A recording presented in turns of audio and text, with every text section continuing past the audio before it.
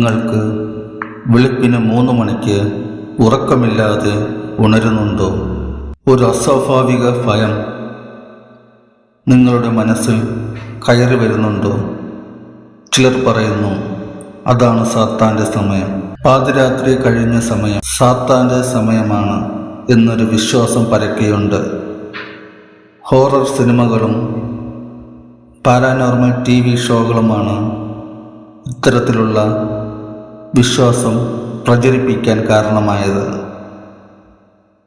വെളുപ്പിന് 3 മണിക്കും 4 മണിക്കും ഇടയിലുള്ള സമയമാണ് സാത്താൻ്റെ സമയമെന്ന് ചിലർ പറഞ്ഞ് പ്രചരിപ്പിക്കുന്നു.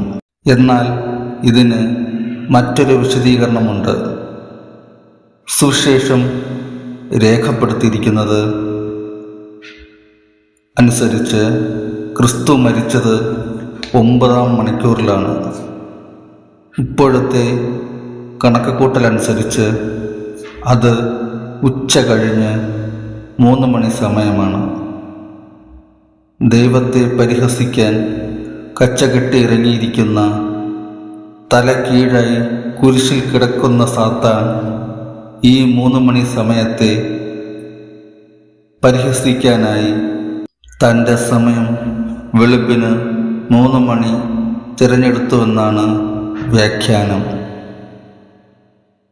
ഇരുട്ടിനെ സാത്താൻ്റെ സമയമായിട്ടാണ് വിശുദ്ധ ഗ്രന്ഥം വിശേഷിപ്പിക്കുന്നത്.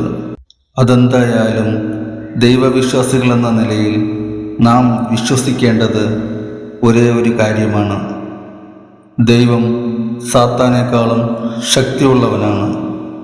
ലോകത്തിൻ്റെ പ്രകാശം എന്താണെന്ന് ക്രിസ്തു സ്വയം വിശേഷിപ്പിച്ചിരിക്കുന്നതും ആ പ്രകാശത്തെ വിഴുങ്ങാൻ ഓരോ ഇരുട്ടിനും കഴിയില്ല.